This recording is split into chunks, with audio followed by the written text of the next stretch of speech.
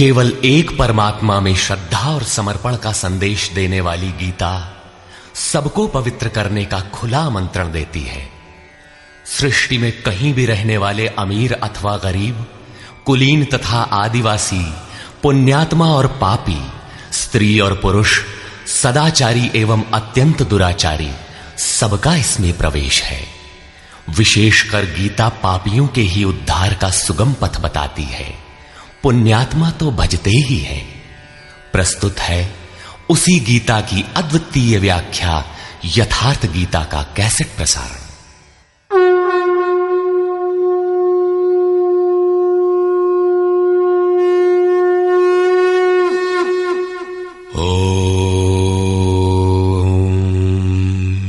श्री परमात्मने नमः।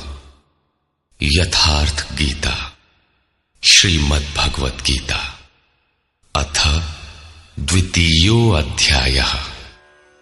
प्रथम अध्याय गीता की प्रवेशिका है, जिसमें आरंभ में पथिक को प्रतीत होने वाली उलझनों का चित्रण है। लड़ने वाले संपूर्ण कौरव पांडव थे, किंतु संशय का पात्र मात्र अर्जुन है। अनुराग ही अर्जुन है। इष्ट के अनुरूप राग ही पथिक को क्षेत्र क्षेत्रज्ञ के संघर्ष के लिए प्रेरित करता है। अनुराग आरंभिक स्तर है। पूज्य महाराज जी कहते थे, सदगृहस्थ आश्रम में रहते हुए ग्लानि होने लगे, अश्रुपात होता हो, कंठ अवरुद्ध होता हो, तो समझना कि यहीं से भजन आरंभ हो गया।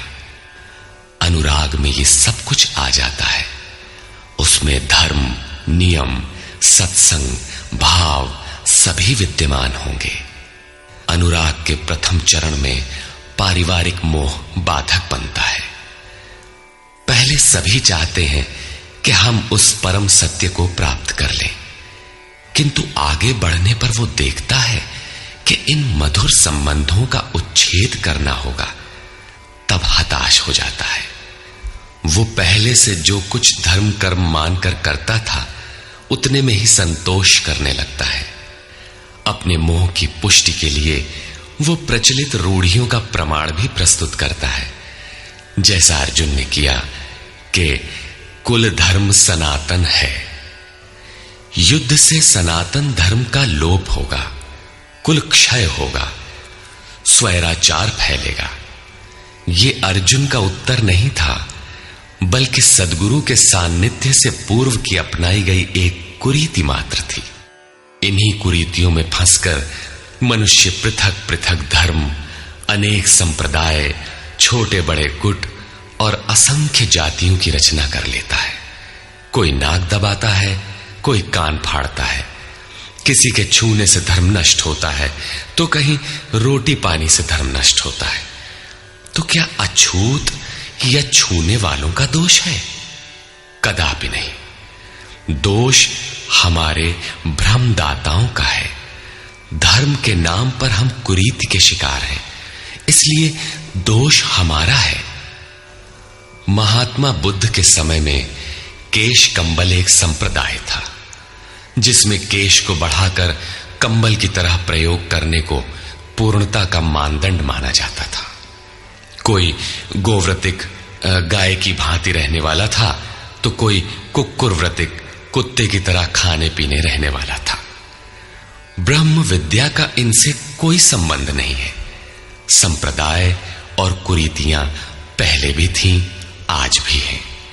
ठीक इसी प्रकार कृष्ण काल में भी संप्रदाय थे, कुरीतियां थीं। उनमें से एकाध कुरीति का शिकार अर्जुन भी था।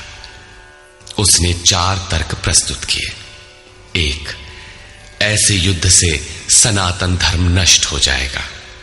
2, वर्ण संकर पैदा होगा। 3, पिंडोदक क्रिया लोप होगी। और 4, हम लोग कुलक्षय द्वारा महान पाप करने को उद्यत हुए हैं। इस पर योगेश्वर श्री कृष्ण ने कहा, संजय उवाच।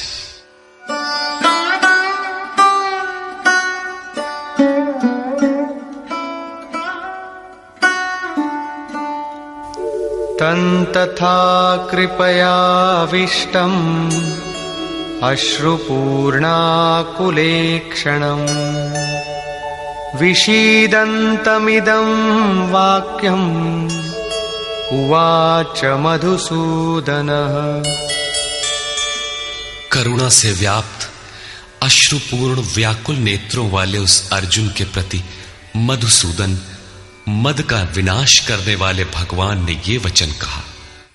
श्री भगवान उवाच।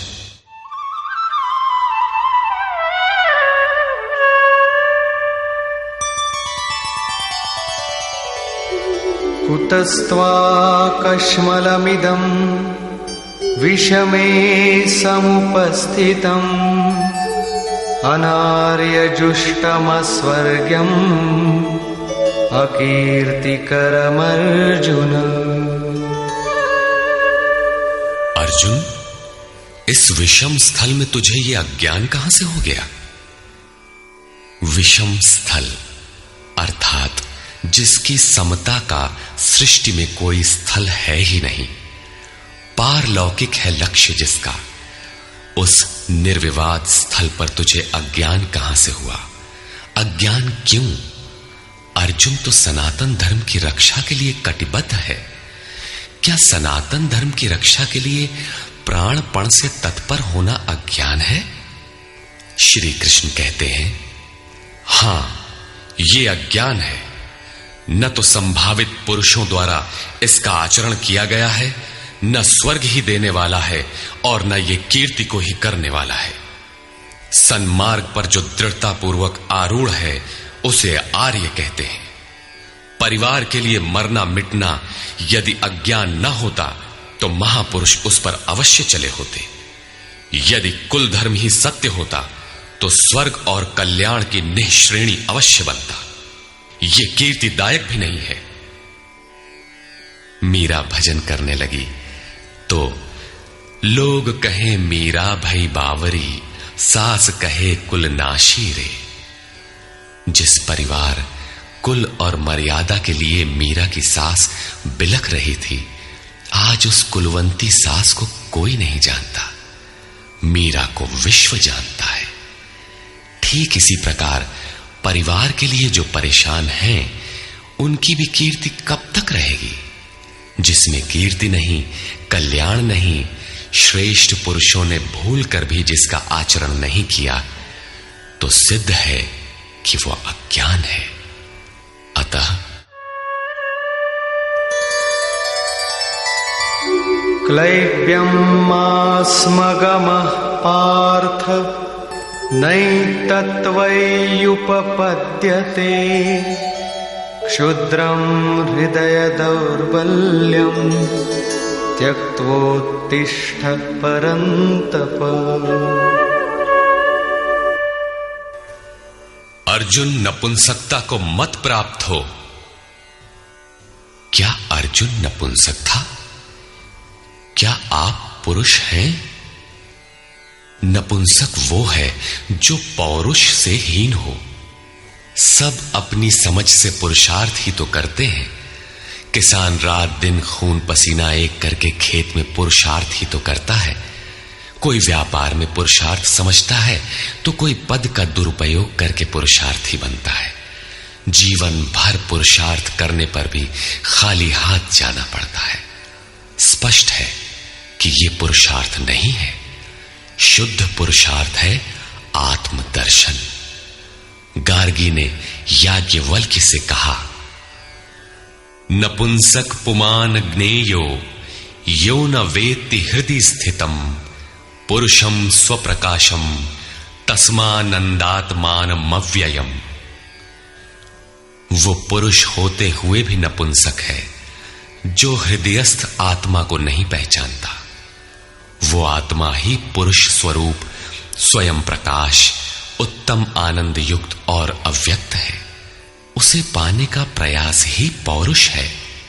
अर्जुन, तू नपुंसकता को न प्राप्त हो, यह तेरे योग्य नहीं है।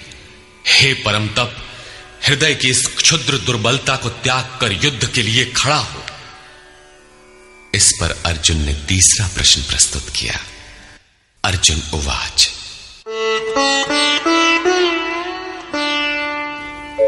कथं भीष्ममहं संख्ये द्रोणं च मधुसूदन इषुभिः प्रतियोत्स्यामि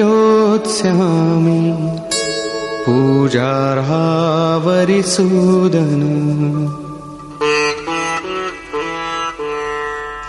अहंकार का शमन करने वाले मधुसूदन, मैं रणभूमि में पितामह भीष्म और आचार्य द्रोण से किस प्रकार बाणों से युद्ध करूंगा, क्योंकि अरिसूदन वे दोनों ही पूजनीय हैं। द्वैत ही द्रोण है। प्रभु अलग हैं, हम अलग हैं। द्वैत का ये भान ही प्राप्ति की प्रेरणा का आरंभिक स्रोत है।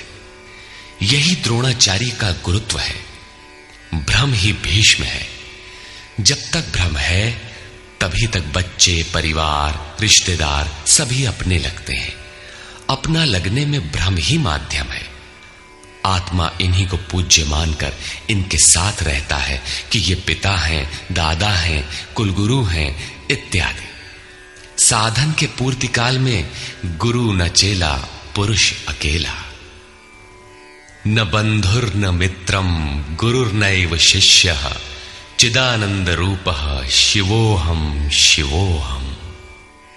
जब चित्त उस परम आनंद में विलय हो जाता है तब न गुरु ज्ञान दाता और न शिष्य ग्रहण करता ही रह जाता है। यही परम की स्थिति है। गुरु का गुरुत्व प्राप्त कर लेने पर गुरुत्व एक जैसा हो जाता है। श्री कृष्ण कहते हैं, अर्जुन तुम मुझ में निवास करेगा। जैसे श्री कृष्ण वैसा ही अर्जुन, और ठीक वैसा ही प्राप्ति वाला महापुरुष हो जाता है। ऐसी अवस्था में गुरु का भी विलय हो जाता है। गुरुत्व हृदय में प्रवाहित हो जाता है। अर्जुन गुरु पद की ढाल बनाकर इस संघर्ष में प्रवृत्त होने से कतराना चाहता है। वो कहता है,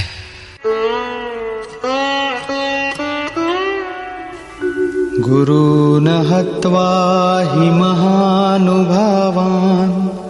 श्रेयो भोक्तुं भैक्षमपीह लोके हत्वार्थकामास्तु गुरूनिहैव भुञ्जीय भोगान् रुधिरप्रदिग्धान्।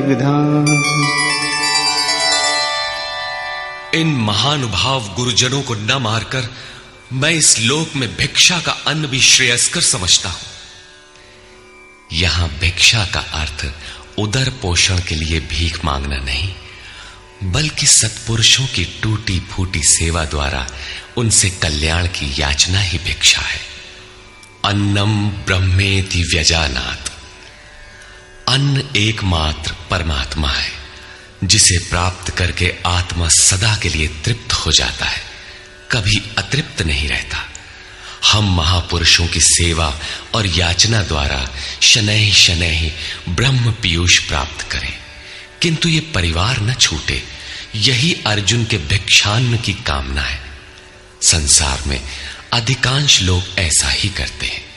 वे चाहते हैं कि पारिवारिक स्नेह संबंध न मारना पड़े और मुक्ति भी शनैः शनैः मिल जाए, किंतु चलने वाले पथिक के लिए, जिसके संस्कार इनसे ऊपर है, जिसमें संघर्ष की क्षमता है, स्वभाव में क्षत्रियत्व प्रवाहित है, उसके लिए इस भिक्षान्न का विधान नहीं है।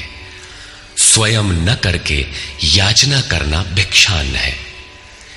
गौतम बुद्ध ने भी मध्यम निकाय के धम्म दायाद सुत्त में इस भिक्षान्न की आमिष दायाद कहकर उसे हेय माना है, जबकि शरीर यापन से सभी भिक्षु थे। इन गुरुजनों को मारकर मिलेगा क्या? इस लोक में रुधिर से सने अर्थ और काम के भोग ही तो भोगने को मिलेंगे। अर्जुन कदाचित सोचता था कि भजन से भौतिक सुखों की मात्रा में अभिवृद्धि होगी। इतना संघर्ष झेलने के बाद भी इस शरीर के पोषक अर्थ और काम के भोग ही तो मिलेंगे। वो पुनः तर्क देता है,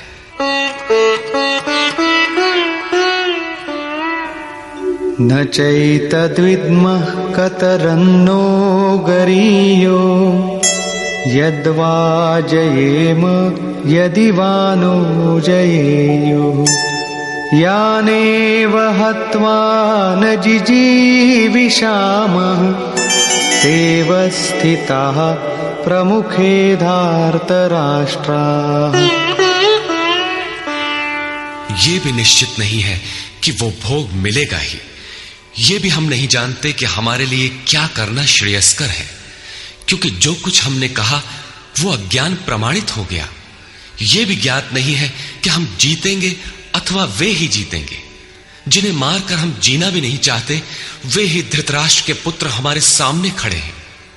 अज्ञान रूपी धृतराष्ट्र से उत्पन्न मोह इत्यादि स्वजन समुदाय मिट ही जाएंगे, तब हम जीकर ही क्या करेंगे। अर्जुन पुनः सोचता है कि जो कुछ हमने कहा कदाचित ये भी अज्ञान हो, अतः प्रार्थना करता है। कार्पण्यदोषोपहतः स्वभावः पृच्छामि त्वां धर्मसम्मूढचेताः यच्छ्रेयस्यान्निश्चितं ब्रूहि तन्मे शिष्यस्तेऽहं शाधि मां त्वां प्रपन्नम्। कायरता के दोष से नष्ट स्वभाव वाला, धर्म के विषय में सर्वथा मोहित चित्त हुआ, मैं आपसे पूछता हूं, जो कुछ निश्चित परम कल्याणकारी हो वो साधन मेरे लिए कहिए। यहां अर्जुन ने पूर्ण समर्पण कर दिया। अभी तक वो श्री कृष्ण को अपने स्तर का ही समझता था, अनेक विद्याओं में अपने को कुछ आगे ही मानता था। यहां उसने अपनी बागडोर श्री कृष्ण को वस्तुतः सौंप दी। सद्गुरु पूर्ति पर्यंत हृदय में रहकर साधक के साथ चलते हैं। यदि वे साथ न रहे तो साधक पार न हो। युवा कन्या के परिवार वाले जिस प्रकार शादी विवाह तक उसको संयम की शिक्षा देते हुए संभाल ले जाते हैं, ठीक उसी प्रकार सद्गुरु अपने शिष्य की अंतरात्मा से रथी होकर उसे प्रकृति की घाटियों से निकालकर पार कर देते हैं। अर्जुन निवेदन करता है कि भगवान, एक बात और है। नहि प्रपश्यामि ममापनुद्यात् यच्छोकमुच्छोषणमिन्द्रियाणाम् अवाप्य भूमावसपत्नमृद्धम् राज्यं सुराणामपि चाधिपत्यम्। भूमि पर निष्कंटक धन धान्य संपन्न राज्य को और देवताओं के स्वामीपन इंद्र पद को पाकर भी मैं उस उपाय को नहीं देखता जो मेरी इंद्रियों को सुखाने वाले शोक को दूर कर सके। जब शोक बना ही है तो ये सब लेकर ही मैं क्या करूंगा। यदि इतना ही मिलना है तो क्षमा करें। अर्जुन ने सोचा, अब इसके आगे बतावेंगे भी क्या। संजय उवाच। एवमुक्त्वा ऋषिकेशं गुडाकेशः परन्तप न योत्स्यैति गोविन्दम् उक्त्वा तूष्णीं बभूवः। संजय बोला, हे राजन, मोह निशाजयी अर्जुन ने हृदय के सर्वज्ञ श्री कृष्ण से ये कहकर कि गोविंद, मैं युद्ध नहीं करूंगा, चुप हो गया। अभी तक अर्जुन की दृष्टि पौराणिक है, जिसमें कर्म कांडों के साथ भोगों की उपलब्धि का विधान है, जिसमें स्वर्ग ही सब कुछ माना जाता है, जिस पर श्री कृष्ण प्रकाश डालेंगे कि ये विचारधारा भी गलत है। तमुवाच ऋषिकेशः प्रहसन्निव भारत सेनयोरुभयोर्मध्ये विषीदन्तमिदं वचः। उसके उपरांत हे भरतवंशी धृतराष्ट्र, अंतर्यामी योगेश्वर श्री कृष्ण ने दोनों सेनाओं के बीच में उस शोक युक्त अर्जुन को हंसते हुए से ये वचन कहा। श्री भगवानुवाच। अशोचानन्वशोचस्त्वं प्रज्ञावादांश्च भाषसे गतासु न गतासूश्च नानुशोचन्ति पंडिताः। अर्जुन, तू न शोक करने योग्यों के लिए शोक करता है और पंडितों के से वचन कहता है, किंतु बुद्धि संपन्न पंडित जन जिनके प्राण चले गए हैं उनके लिए तथा जिनके प्राण नहीं गए हैं उनके लिए भी शोक नहीं करते। तू पंडितों जैसी बातें भर करता है, वस्तुतः ज्ञाता है नहीं, क्योंकि न त्वेवाहं जातु नासं न त्वन्नेमे जनाधिपाः न चैव न भविष्यामः सर्वे वयमतः परम्। न तो ऐसा ही है कि मैं अर्थात सद्गुरु किसी काल में नहीं था, अथवा तू अनुरागी अधिकारी अथवा जनाधिपाह राजा लोग अर्थात राजसी वृत्ति में पाए जाने वाला अहम नहीं था, और न ऐसा ही है कि आगे हम सब नहीं रहेंगे। सद्गुरु सदैव रहता है, अनुरागी सदैव रहते हैं। यहां योगेश्वर ने योग की अनादिता पर प्रकाश डालते हुए भविष्य में भी उसकी विद्यमानता पर बल दिया। मरने वालों के लिए शोक न करने के लिए कारण बताते हुए उन्होंने कहा,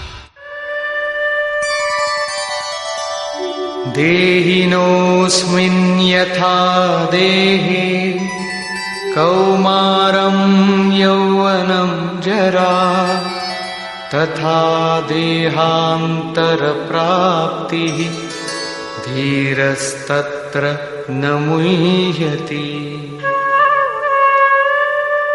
जैसे जीवात्मा की इस देह में कुमार, युवा और वृद्ध अवस्था होती है, वैसे ही अन्य अन्य शरीर प्राप्ति। इसलिए धीर पुरुष मोहित नहीं होता है। कभी आप बालक थे, शनैः शनैः युवा हुए, तब आप मर तो नहीं गए, पुनः वृद्ध हुए, पुरुष एक ही है। उसी प्रकार लेश मात्र भी दरार नए देह की प्राप्ति पर नहीं पड़ती। कलेवर का यह परिवर्तन तब तक चलेगा जब तक परिवर्तन से परे वस्तु नहीं मिल जाती।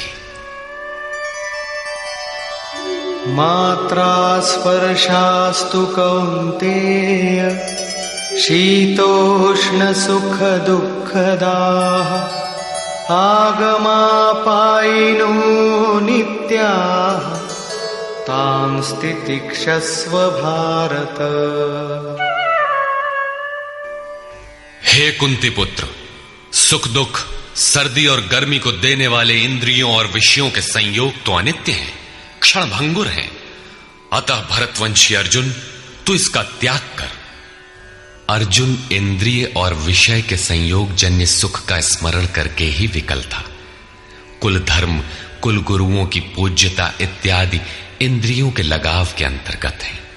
ये क्षणिक हैं, झूठे हैं, नाशवान हैं।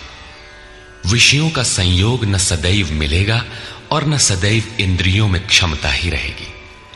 अतः अर्जुन, तू इनका त्याग कर, सहन कर। क्यों? क्या हिमालय की लड़ाई थी जो अर्जुन सर्दी सहन करता? अथवा क्या ये रेगिस्तान की लड़ाई है जहां अर्जुन गर्मी सहन करे?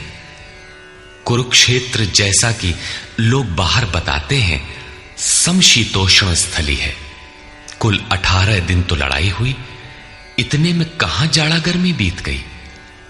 वस्तुतः सर्दी गर्मी, दुख सुख, मान अपमान का सहन करना एक योगी पर निर्भर करता है।